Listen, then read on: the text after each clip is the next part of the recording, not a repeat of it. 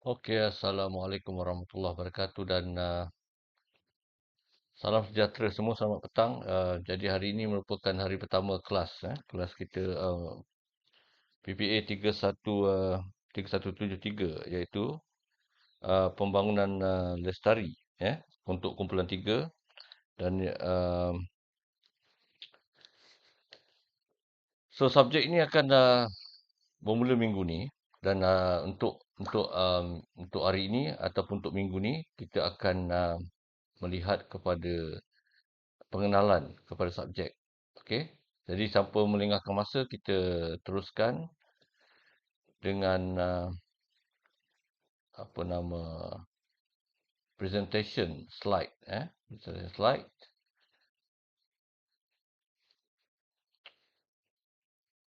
Okey. Ini adalah PPA 3173 Pembangunan Lestari semester 2 dan kumpulan kita adalah kumpulan K3. Kita akan mempunyai jam kredit sebanyak 3 jam kredit. Sinopsis khusus adalah seperti berikut, tetapi saya rasa di e-learning telah pun ada mana-mana pensyarah yang meletakkan apa nama silibus. Namun begitu saya akan letakkan juga di kumpulan kita silibus nanti, insya-Allah. Dan saya membaca saja apakah itu sinopsis khusus, apakah matlamat dan juga tujuan khusus ini. Khusus ini akan mendedahkan pelajar-pelajar tentang konsep yang dinamakan sebagai kelestarian. Apa yang perlu anda tahu tentang kelestarian, maka kita akan bincangkan secara tidak langsung dalam subjek ini. Secara tidak langsung bermaksud kita tidak menekankan secara dalam, tetapi kita akan meminta pelajar sendiri mendalami konsep kelestarian menerusi projek. Okey. Dan sekiranya pelajar ingin tahu lebih lanjut, maka pelajar akan bertanya dan pembelajaran itu akan berlaku secara two ways interaktif. Okey. Pelajar akan diberikan pengetahuan tentang pendekatan pembangunan lestari yang bertujuan untuk memberi keseimbangan kepada 3 komponen utama, iaitu environment, alam sekitar, ekonomi dan juga sosial. Jadi pemahaman tersebut adalah berdasarkan kepada perbincangan, berdasarkan kepada projek lestari dan juga berdasarkan kepada MOOC yang berada di e-learning. Sesiapa yang tidak tahu tentang apa itu MOOC, anda boleh Google di e-learning. Lihat di e-learning ada MOOC kat situ, maka anda cari. Jika tidak tahu, cuba bertanya dengan senior dan mereka akan guide you bagaimana untuk mencari dan belajar daripada MOOC. Alright. Dan akhir sekali, kesedaran pelajar-pelajar tersebut semua ini akan ditunjukkan dan disemai tentang pentingnya untuk kita mengaplikasikan konsep-konsep kelestarian ini dalam usaha untuk pembangunan sosioekonomi negara dan juga pembangunan ekonomi secara keseluruhan. Jadi diharapkan dengan pengetahuan yang sedikit ini akan dapat meningkatkan lagi minat untuk mempelajari lebih banyak lagi kursus-kursus kelestarian. Saya yakin di UMT banyak kursus-kursus kelestarian, especially untuk program-program sains ada, walaupun tidak dibincangkan secara mendalam, tetapi ada menerangkan kepentingannya kepada alam sekitar, kepentingan kepada ekonomi, kepentingan kepada sosial. Saya sendiri ada kursus elektif yang berkaitan dengan kelestarian. Jika ada yang berminat untuk mengambilnya, anda boleh mengambilnya pada semester akan datang ataupun semester yang lain-lain. Saya ada mengajar tentang PPA 3053, Pemikiran Ekonomi Biodiversity. Dan juga semester ni saya mengajar PPA 3263, iaitu Kelestarian Ekonomi. So, dua-dua subjek elektif itu adalah sangat mendalam sedikit daripada pembangunan lestari ini. Jika anda ingin mengetahui lebih lanjut tentang kelestarian. Okey. Alright, hasil pembelajaran adalah course learning outcome ada 3.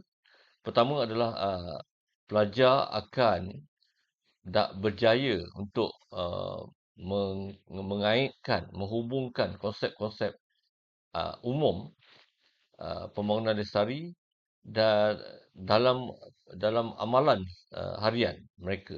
So kita harapkan pelajar akan cuba akan cuba mengaplikasikan apa yang mereka faham, apa yang mereka belajar dalam kehidupan seharian lah. Contohnya kalau kita mempelajari tentang konsep 3R, konsep 6R, maka kita akan amalkan. Bukan saja amalkan di universiti, amalkan sehingga ke peringkat yang lebih tinggi lah. Okay. Course learning outcome yang kedua, pelajar mampu untuk demonstrate, menunjukkan, memaparkan konsep dan nilai pembangunan lestari ini dalam usaha untuk menyiapkan projek. Dalam kursus lestari ini, kita akan ada satu markah yang besar dalam projek lestari. So, setiap kumpulan pelajar akan memilih medium projek lestari yang mana satu, dan daripada situ mereka akan menyiapkan projek lestari tersebut. Jadi, konsep dan nilai pembangunan lestari itu pelajar akan tunjukkan menerusi penyiapan projek lestari tersebut.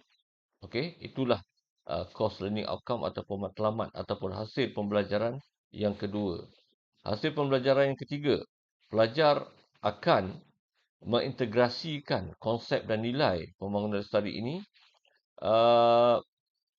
dalam persembahan pula, dalam presentation.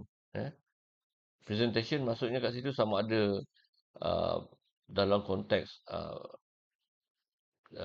digital ataupun internet ke dan sebagainya, tetapi presentation secara bersemuka dan sebagainya. Kerana selepas sahaja anda menyiapkan projek lestari, anda dikehendaki membuat pembentangan presentation. Maka how will you present akan dapat menunjukkan bahawa anda memahami ataupun tidak memahami. Itu je. You have to integrate konsep yang you belajar, you have to integrate the value that you learn dalam proses persembahan atau presentation tersebut. Okey. Itu adalah course learning outcome-nya, dan anda boleh lihat kat situ teaching methods ni adalah ada lebih banyak kepada discussion and teamwork. Okey. Bila kita buat teamwork, bila kita buat discussion, of course we need research work, pencarian data dan sebagainya. Itu adalah penting. Jadi itu paling banyak sekali. Lectures ni bila perlu saja. Bagi kumpulan saya bila perlu saja, kerana tak perlu untuk kita pengajaran, sebab semua maklumat tentang pembangunan lestari telah pun ada dalam MOOC. MOOC itu akan menyediakan video pengajaran, akan menyediakan slide pengajaran. Saya insya-Allah akan memberikan slide pengajaran setiap minggu. Bermaksud saya, kalau tak silap saya, ada 6 slide pengajaran. Saya akan masukkan setiap minggu. Contohnya minggu ini saya akan masukkan satu slide pengajaran nanti dalam e-learning. Anda boleh baca slide tersebut, baca. Tapi kalau anda untuk faham lagi, untuk mendengar video dia, anda boleh pergi ke MOOC. You have to register at MOOC in order to get all the information. MOOC ini penting kerana ia adalah MOOC dan juga nota adalah penting untuk anda membuat persiapan untuk menjawab test. Kita ada test Sustainable Development, ada 40 soalan objektif dan kemungkinan besar akan dijalankan secara online. Okey, so ianya akan dijalankan mungkin dalam minggu 12, minggu 13 atau minggu 14. At the end of the semester lah. Jadi itulah ada pembelajarannya. Anda kena belajar sendiri, tak faham tanya lecturer, dan selebihnya adalah projek lestari. Okey, ini adalah PLO, Program Learning Outcome, di mana bila anda mencapai CLO, Course Learning Outcome, maka akhir sekali adalah untuk mendidik anda kepada 3 perkara berikut. Iaitu pertama,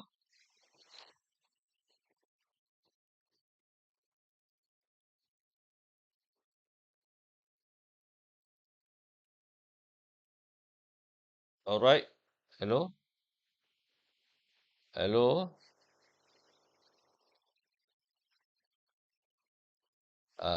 hello. Okay, sorry, tadi ada masalah line. Okay, so sambung balik. CLO kita tahu, now PLO adalah berkenaan dengan apakah uh, bentuk skill yang perlu student dapat hasilkan daripada subjek ini. Skill yang perlu anda tahu adalah knowledge and understanding, ethics and professionalism. Knowledge and understanding itu menerusi inilah apa tu uh, lectures and notes and quiz, lagi 1 minute talk session. Professionalism and ethics, anda boleh dapat skill ini daripada perbincangan dalam kumpulan, iaitu dalam projek lestari lah. Ya. Sementara digital skills anda akan dapat apabila anda mempersembahkan final report of projek lestari itu. Jadi 3 ini adalah skill-skills yang insya-Allah akan anda pelajari jika anda ambil subjek ni. Okey? Kandungan khusus ini adalah apa yang akan ada dalam MOOC. Kita ada pengenalan kepada permohonan lestari, kerangka, framework of sustainable development, indicators of sustainable development, issues related to sustainable development, dan akhir sekali adalah kita punya tanggungjawab kita dan juga peranan kita dalam mencapai pembangunan lestari. So ini anda boleh dapat daripada MOOC. Saya harap anda akan usaha mencarinya di e-learning hari ini supaya anda mudah untuk hari-hari yang seterusnya. Mudah je. Okey, ini jadual ini bukan the latest one. Saya akan bagi nanti the latest one. Okay, this is the most important things about the distribution of marks. Kita tahu pembangunan lestari tidak ada final exam. Maka yang ada kat situ adalah project proposal yang warna biru tu 25%. Dalam kelas saya, project proposal ni akan ada pra presentation on proposal. Itu pra presentation on proposal 5%, maka akan ada 20%. 20% untuk proposal document. So untuk dalam K3 ni dia ada 2 pecahan lagi. Daripada 25% ni, 5% adalah presentation on pra proposal. Pra proposal presentation. 5%. 20%, the rest adalah proposal dalam bentuk dokumen. Okay? Proposal dalam bentuk dokumen. Alright, next, project report. 20%. Project report ni adalah penulisan projek lestari. Dah lengkap. Tadi proposal. Kemudian lepas anda lulus, siap proposal, anda akan buat projek. And then bila you after finish, complete the project lestari, anda akan buat report. And that report is 20%. Document. Okay? 20%. Kemudian test. Test 15%. Test ni 40 soalan objektif. Akan dibuat pada minggu 12, 13, 14. Idea lah tak tahu mana satu. 12 ke, 13 ke, 14 ke, kita tengok nanti. 15%. This is individual. Perorangan akan biasanya dibuat secara online. Multiple answer. Questions. Dia soalan ABCD. Dan dapat 15%. Alright. And then next adalah project video presentation. 25% lagi adalah video presentation. Ataupun face-to-face presentation. It depends on the lecturer. Tapi saya rasa kita masih kekalkan pada konsep video presentation. Kita akan buat dalam bentuk video presentation. Dan 25% ini bagi saya, dalam kelas saya K3 ni, 13% 13% adalah video presentation untuk final report ataupun project report. 12% adalah video presentation untuk proposal. So, proposal presentation akan ada video presentation. Proposal presentation adalah dalam bentuk video dan markahnya adalah 12. Final ataupun project report presentation dalam bentuk video, markahnya adalah 13. So, 13 campur 12 akan dapat 25%. Next, kepada peer assessment, 10%.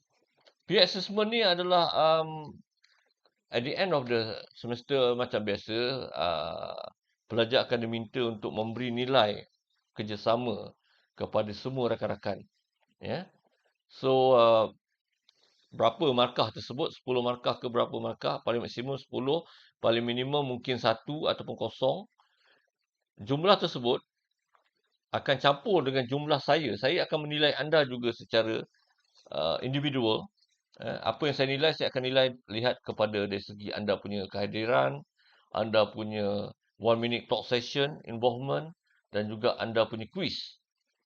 So, markah yang saya pun akan bagi anda markah maksimum 10. Your members akan bagi markah maksimum 10. Maka, campurkan dua-dua markah tersebut, dibahagikan dengan 2. So, sekiranya saya bagi anda 10, your friends bagi 10, then you can get 10. But if your friend give you 10, but I give you 7, 17 bagi 2, berapa? 2 kali apa? 2 kali 7, 2 kali 8, 2 kali 8, 16. So, 8 point something lah. 8.5. Macam itulah. Peer assessment tu. Dalam kelas saya. Dan last sekali adalah quiz, MOOC dan talk and others. This is activities, 5%. So, dalam kelas saya, kita ada berbagai-bagai activities lah. Aktiviti pertama adalah quiz. Dan aktiviti kedua adalah 1 minute talk session. Okey, itu dalam kelas saya lah. Kelas K lain, kumpulan lain mungkin tidak ada. Mungkin ada quiz and others lain macam-macam lagi aktiviti. Objektifnya adalah untuk melihat your participation. So, what kind of activities is depends on the lecturer.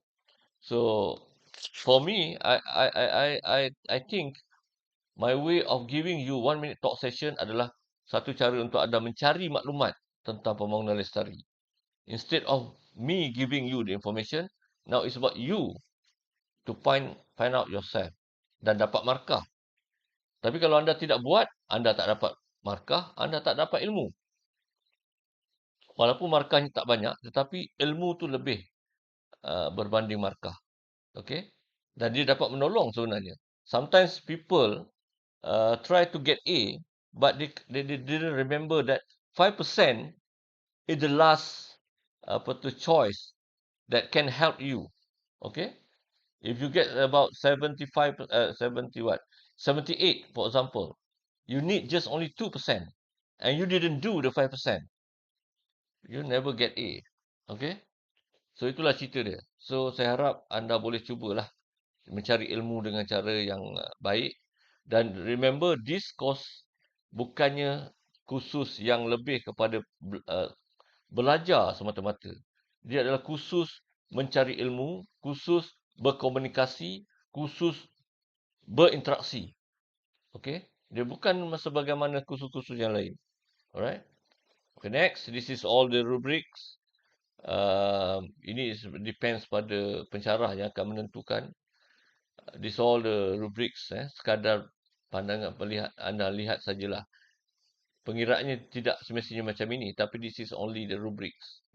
Bagaimana anda dinilai. Right? So, ini sekadar peringatan dalam konteks etik kita. Kita kena ada participation. Kita kena ada cooperation. And we have to give quality works.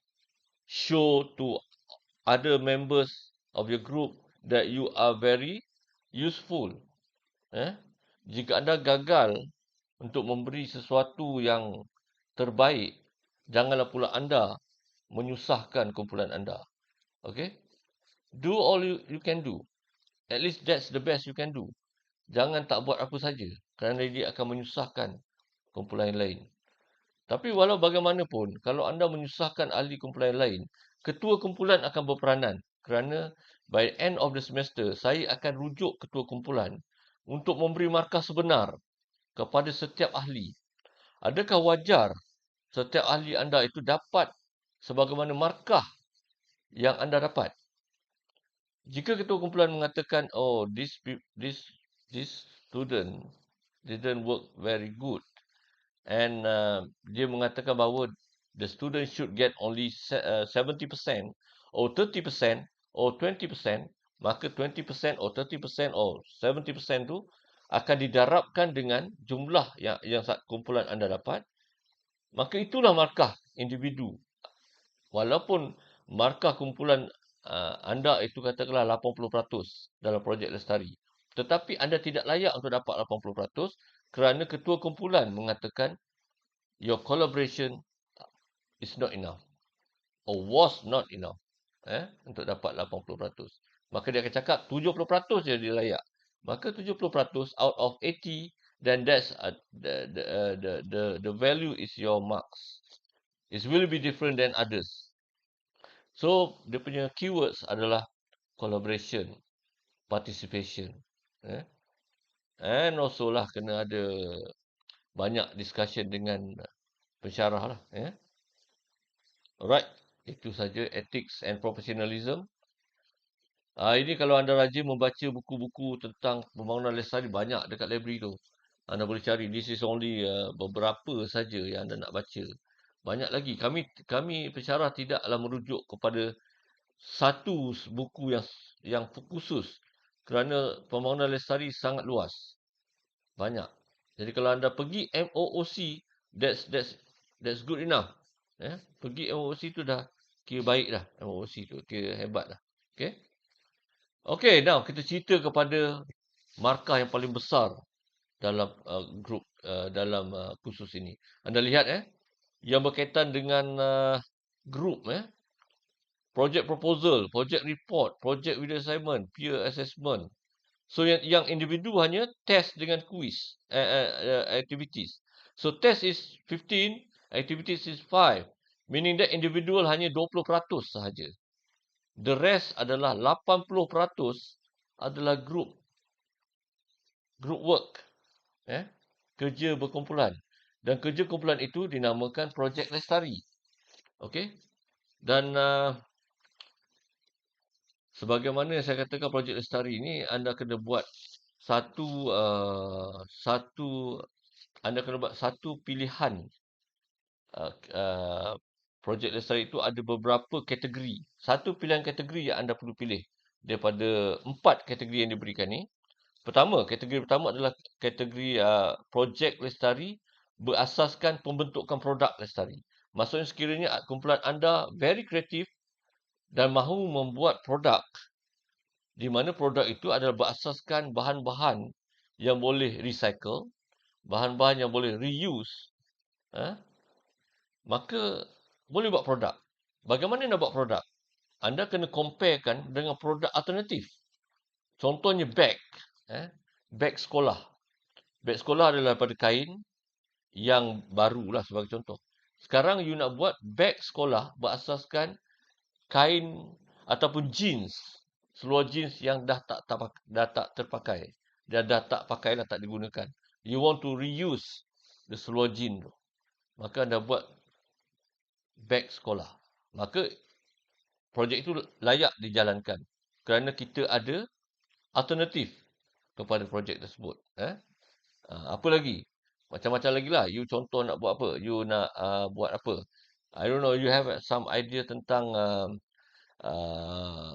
apa nama beg untuk pergi pasar sebagai contohnya, ataupun tempat simpanan pen ataupun pensel, ataupun nak buat sofa, nak buat tempat duduk, kursi dan sebagainya, nak buat meja. Dan macam-macam. Asalkan produk tersebut produk yang boleh menggantikan produk yang sedia ada. Itu dinamakan projek lestari berasaskan pembentukan produk. Sustainability based product development. Nombor 2 adalah program ataupun aktif kategori campaign. Campaign kesedaran. Awareness campaign program. Macam-macam lah program-program kesedaran tentang menjaga alam sekitar, tentang menjaga kesihatan diri, tentang mengurangkan kos dan sebagainya. As long as dia berkaitan dengan kelestarian, pembangunan lestari itu sendiri, maka bolehlah buat kita kempen tersebut. Okey. Yang ketiga, projek lestari berdasarkan kepada research base. Research base ni, you pilih mana-mana topik dalam SDGs tu dan cari isu dalam SDGs tu. Bila dah jumpa topik, contohnya SDG 3, baca SDG 3 tu, cuba cari isu-isu berkaitan dengan SDG 3 tu, yang masalah, and then buat research. So this research, macam kita buat final year project lah, final report, tapi sangat simple. Bukan macam final report yang betul-betul tu, tapi dia punya format dia tu sama je. Ini kena of course kena discuss dengan lecturer, dan lecturer akan tunjuk cara-cara yang mudah. Tapi bentuk formatnya sama. As long as you got an idea, you have the issue, then you can make research. Okay? Alright. Kadang-kala kempen pun boleh dijadikan research. Pun boleh juga. Akan dibincangkan, anda boleh bincangkan dengan lecturer. Tak ada masalah. Dan last sekali adalah projek kategori berdasarkan kepada program. Dan kita ada menyediakan satu program dinamakan sebagai program Junior Lestari. Program Junior Lestari merupakan program yang dikenali sebagai program Education for Sustainable Development. Pendidikan pembangunan lestari ataupun pendidikan pembangunan mampan.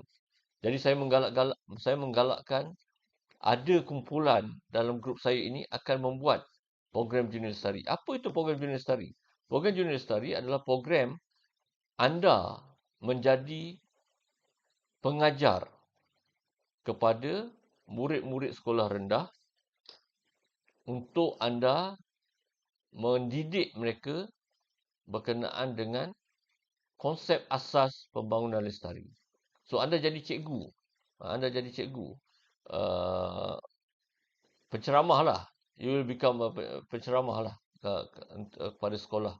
Jadi, sesiapa lepas ini, anda akan buat grup. Selepas itu, ada grup yang mahu mencuba program Junior Lestari, segera kontak saya. Why? Because program Junior Lestari ini mudah. Anda tak perlu buat apa-apa. Everything dah ada. Anda cuma jadi penceramah saja. Selepas siap berceramah, anda buat sebagaimana yang lain lah. Buat buat report, buat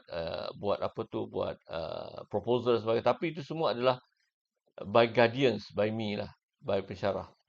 So, projek Junior Lestari sangat baik bagi mereka yang ingin mengajar, bercita-cita untuk jadi pengajar, penceramah kepada murid-murid sekolah rendah. Okey? So, daripada kelas saya ni, saya tak pasti ada berapa grup nanti. Tapi kalau boleh, saya nak sekurang-kurangnya 3 grup.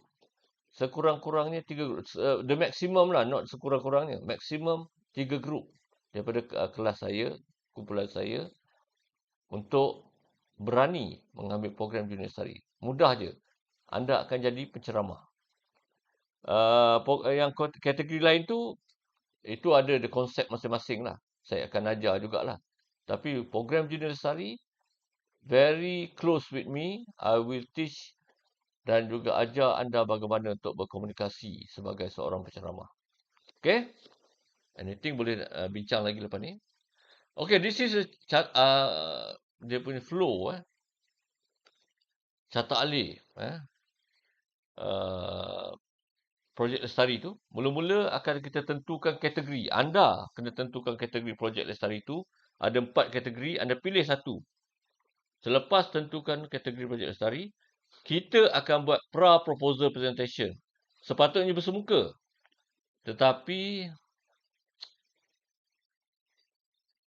sebabkan kita online ni, tak boleh bersemuka. Anda kena buat video presentation dan saya akan bagi tarikh untuk siap minggu depan. Okey? buat proposal. Saya akan beritahu nanti dalam WhatsApp group. You don't worry. Don't worry much. Simple je buat proposal ni. Simple je. Do not worry much. Yang you have to worry is, pertama you kena cari kumpulan. Second, you kena cari ketua kumpulan. Third, you kena tentukan what type of project lestari, kategori yang you nak ambil. And then the rest, okay. But next week, kita akan ada proposal presentation. Saya akan ceritakan nanti dalam Google WhatsApp group. Alright. Lepas itu, lepas siap proposal, kita akan buat pengambilan data. Persediaan pengambilan data tu maknanya our methodology. Apa kita nak buat? Methodology. Yang keempat, barulah kita ambil data. Dah tahu dah apa nak buat data, macam mana nak ambil data, how to collect the data, then barulah kita do the field, the data collection. Selepas data collection, kita akan kumpulkan data, kita analyze. Okay? Selepas analyze, you are ready to do writing. Apa yang perlu anda tulis adalah proposal writing selepas tu.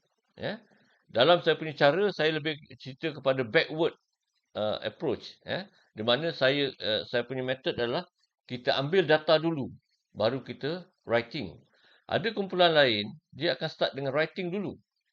Okay. So, mana-mana pun tiada masalah. Tapi bagi saya, mengambil data itu sangat penting dahulu. Sebab mengambil data ni nanti, kalau kita lambat ambil data, lambat kita menulis. So, kita ambil data dulu, barulah kita menulis. Ya, kalau kita menulis, kadang-kadang takes time. Sebab kita tak tahu pun apa kita tulis. Tapi kalau kita dah ambil data, kita akan tahu apa yang kita tulis. Okay? Alright. Tulis proposal. Selepas tulis proposal, present the proposal tu. Yang anda tulis tu, present the proposal. Markah dia 12%. And then after that, tulis final report. Final report dah ada kan tadi? Tulis final report. Dah siap tulis final report, present pula final report dalam bentuk video presentation, markahnya 13%. Okey? Itu saja. Mudah. Maka kalau anda boleh siap 9 langkah-langkah ni, flow chart ini, maka siaplah projek lestari anda. Senang je. Ya. Okey, maklumat tambahan, sebagaimana email saya itu anda boleh hantar azmiumtonline@gmail.com. My handphone number is there. Same as in the WhatsApp group. Dan 1 minute talk session and quiz hantar ke email tu. And in the case of 1 minute talk session, in the case of dia punya video tu besar sangat, you can just put at the YouTube channel and then take the link and send the link to my email ataupun send the link to my handphone. Jangan hantar video kepada handphone saya, nanti berat pula handphone saya. Hantar kepada link saja, saya akan tengok dekat YouTube. Ya. Itu dia.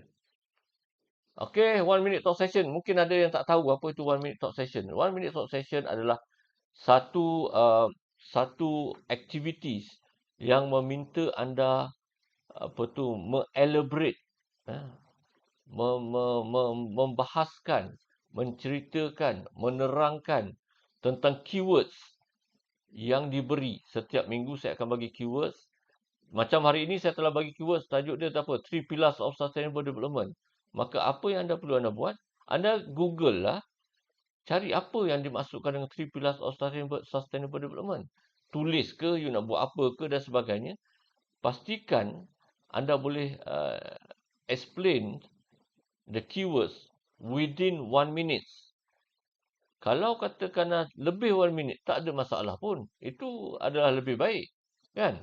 Itu lebih baik. Tetapi ianya tidak akan memberi banyak markah. Tak akan memberi apa-apa markah tambahan. Ya? Yang mengurangkan markah hanyalah bila anda elaborate below 1 minute. Bawah 1 minit, maka anda tak cukup lah sebenarnya. Because to be concise, kita kena siapkan dalam duration of 1 minute. Tak perlu lebih. Kalau lebih tak apa, saya faham. Anda mungkin siap 3 minit, 2 minit. Doesn't matter. It's okay lah. As long as you got idea. Tapi the challenge is how to make your explanation in a very concise way. Satu cara yang tepat tapi menyeluruh. Tepat tapi dalam masa simple dan compact macam itu. Alright? So hantar you punya video presentation. When we talk about video, don't ask, adakah perlu letak muka saya? Tak ada. Mesti ada muka you because that's called video. Kalau kita cakap audio, it's just only sound. When we talk about video, dia ada sound and ada muka, ada orang. Saya tak nak AI lah. Saya nak orang. Okay? AI tu apa ni? Nak buat apa? Nak buat kartun. Orang tu sendiri kena cakap. Just 1 minute of your time. Dan anda kena hantar selewat-lewatnya 12:30 malam ni. So just imagine you have how many hours. Just spend 1 minute only to find apa nama ilmu and then explain dalam bentuk videos. Kalau katakan video tu besar, tak boleh hantar kepada email, then letakkan dekat YouTube channel. Ambil the link, hantar kepada WhatsApp saya ataupun hantar kepada email saya. And then do not delete lagi lah. Kalau saya kata delete, baru delete because saya nak tengok. Okay? Alright. Alright. Saya harap you faham tu, simple. Quiz, of course, setiap kelas akan ada quiz. 1 minute talk session akan berakhir pada minggu ke-7. Kita akan stop 1 minute talk session minggu ke-7. Because nak bagi peluang anda concentrate on writing out the project lestari. Okay. Quiz akan berterusan lah. Sebab quiz ni simple je. Tapi 1 minute talk session, it takes time lah kan. Untuk cari data, untuk ambil gambar, ambil video dan sebagainya. Alright, sebarang persoalan boleh hubungi saya. Tak semua dah ada tu. I think everything should know now. Alright, and kita tengok lagi apa lagi nak kita present. Oh, tak adalah, itu saja. So, ada soalan? Video boleh dalam bahasa Melayu? Boleh. Dalam bahasa Melayu ataupun bahasa Inggeris. Dia tidak ada penambahan markah, tidak ada pengurangan markah. It's an open way of interaction. Boleh English, boleh. Tapi bahasa Malaysia pun boleh. Tapi apa salahnya kita cuba bercakap English? Kerana kita hidup sentiasa bercakap Melayu. Untuk orang Melayu lah. Asyik bercakap Melayu. Every time bercakap Melayu. Why not 1 minute try to English? You Google pun dalam bahasa Inggeris. Then why not you just talk in English? Kan? Alright. Satu grup ada berapa orang? Satu grup berapa orang? Oh, banyak orang tanya satu grup berapa orang. Oh, banyak. Bagus. Berapa orang satu grup? Satu grup berapa orang? Terbalik. Cakap begitu je. Tapi benda sama lah. Satu grup berapa orang? Kumpulan itu buat sendiri atau saya pilih? Kalau saya pilih tu sepatutnya saya pilih. Sepatutnya saya pilih. Tapi saya tak nak timbul keseronokan tu. Kan? Tapi sebenarnya kalau untuk bagi cabaran, memang saya akan pilih. Tapi saya akan timbul macam-macam masalah untuk anda. Tak ada masalah pun sebenarnya. Satu cabaran tu satu yang benda baik sebenarnya kalau saya pilih. Betul tak? Tetapi mungkin majoriti tak akan bersetuju. Majoriti tidak akan bersetuju. Okey lah. Pertama saya jawab dulu soalan yang mengatakan berapa grup satu soalan. Berapa orang satu grup? Maksimum adalah 10 orang. Maksimum 10 orang. Saya kalau katakan minimum 5 orang kalau boleh. Minimum 5, maksimum 10. So the group member should be between 5 to 10. Okay, 5 to 10. Soalan nombor 2, adakah saya pilih ataupun you all yang pilih sendiri? So, adakah perlu kena buat votes? Undian ke? Perlu buat undian ke? Ataupun you all sendiri tahu dah, you cari sendiri. Betul? Okay. Kalau kata saya nak beberapa orang respon, sama ada nak buat pilih sendiri ataupun saya pilih. Can you respond at the chat? Kita tengok berapa yang dapat. Tengok jawapan dia. See? Alright. Ya. Oh, ada seorang. Okay. Pilih sendiri. Okay. Hmm. See? Hmm. Hmm. Hmm. Hmm. Sendiri, sendiri, sendiri, sendiri, sendiri, sendiri. See? Saya 2 orang saja yang suruh saya pilih. 2 orang saja yang suruh saya pilih. Berapa orang lagi? Tak salah pun. Dia jawapan itu ada yang suka challenge, ada yang lebih kepada keserasian tu. Saya tak nak jadi zalim sangat, jadi terpaksa mengikut kepada majoriti. Majoriti anda pun dapat lihat, majoritinya adalah pilih sendiri. Betul? Jadi kita kena pilih sendirilah. So bila kita cakap pasal pilih sendiri, saya redha je. Okey, redha ni bagus juga Redha ni maknanya dia bersedia. Bersedia dalam apa situasi kategori apa pun dia tak kisah. She can find out ways. Okey. So kesimpulan dia adalah kita kena pilih sendiri. Anda pilih sendiri. Saya harap you pilih ahli yang efisien, efisien. Boleh buat kerja dah dan mencari ketua kumpulan yang boleh dipercayai, yang boleh jadi pemegang amanah, yang boleh bertanggungjawab. Masuk bertanggungjawab itu adalah bila dalam proses masalah ni dia boleh selesai masalah dan dia boleh decide siapa boleh buat kerja. Dia tidak ada pilih sesiapa. Dia adalah orang yang orang cakap neutral, tidak ada pilih-pilih kasih punya. Itu. Cuba cari ketua kumpulan macam tu. Alright? Alright. Ada lagi soalan? Kita ke soalan lah sekarang ni. Okey, ada soalan lain? Soalan? Sekejap je masa Okey, ada soalan? Lebih lagi bulan puasa ni, cepat Alright. Soalan 1. Soalan 2. Soalan 3. Okey, tak ada soalan. Saya rasa semua tak ada soalan. Now, anda ambil soalan. Sebab kita ada quiz sekarang ni. Allahu Akbar. Silap Sorry. You tak nampak saya punya ni. I have to share first. Alright. Okay, let's go. Okay, this is the quiz. Apa ni? Okay, this is alright. That one. Okay, quiz tolong ambil. Sila ambil. Video tak boleh buat voice over ke? Nanti saya ceritalah, kita ambil quiz dulu. Alright. Quiz kita hari ni, quiz pertama. 3173. Quiz 1. Huraikan ataupun define, berikan maksud pembangunan mampan atau pembangunan lestari dari perspektif anda. Anda boleh buat macam-macam pandangan anda sendiri. Apa yang anda faham tentang pembangunan lestari menerusi pembacaan anda lah. Anda baca macam-macam, anda buat something, you Google, and then what is your point, your perspective berkenaan dengan pembangunan lestari ni.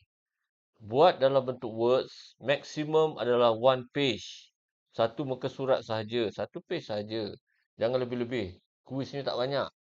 So buat 1 muka surat saja dan hantar kepada azmiumtonline@gmail.com sebelum pukul 5 petang ni. Okay? Alright. Right, kita pergi ke soalan. Ada min word ke? Apa? Minimum word? No. Tak ada minimum word. Dia maximum 1 page. Tak ada minimum. Takkan satu.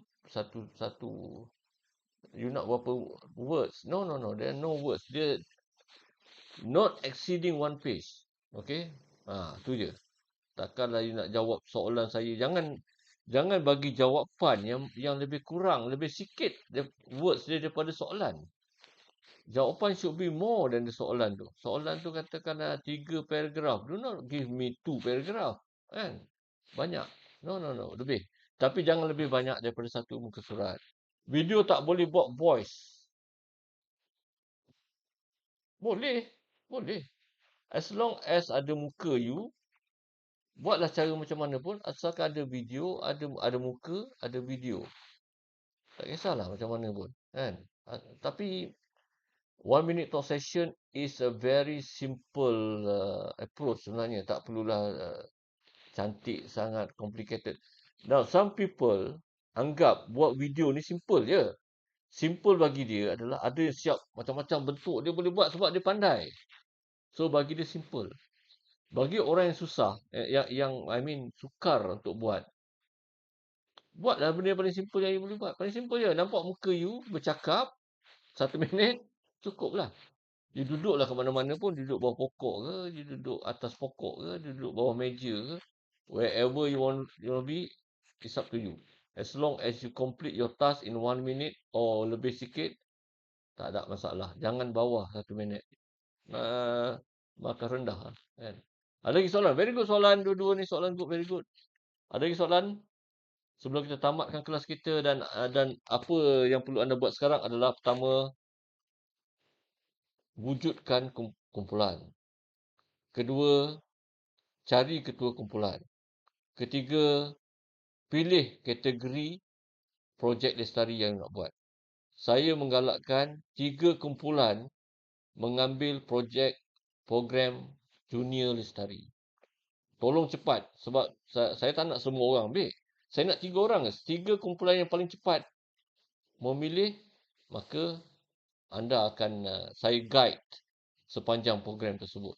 Yang lain tu buatlah kategori apa pun. Sebab anda lambat, anda buat kategori lain lah. Kalau siapa cepat, hantar cepat members, senarai nama ketua kumpulan, senarai nama ahli, dan cakap, kami mahu ambil program junior lestari. Okay, you book. Okay. Saya tunggu lagi, another 2 lagi, dan sebagainya lah. Okay. Ada soalan? Sebelum kita tamatkan. Oh ya, satu lagi saya nak beritahu. Next week, akan ada presentation on pra-proposal.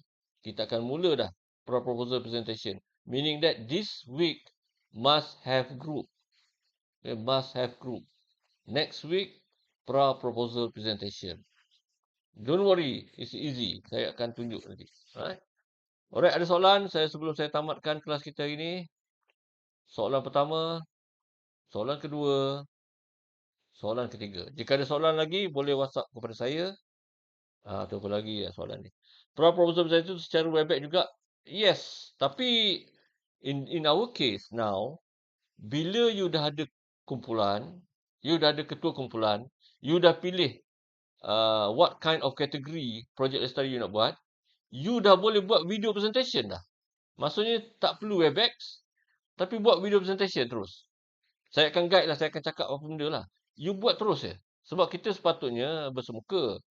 Tapi tak boleh, you boleh buat terus. So meaning that next week tak semestinya ada kelas. Tak semestinya ada kelas. Sebab waktu kelas anda boleh adalah waktu terakhir anda hantar video presentation pra-proposal. Faham? Next class adalah hari terakhir hantar video presentation pra-proposal. Okay? Tak perlu ada. Tak semestinya ada kelas. Okay, good. Soalan bagus. Soalan minit terakhir tu. Lagi. Okay, itu bukan soalan. Terima kasih juga. You lah tu. Thank you very much. Tu.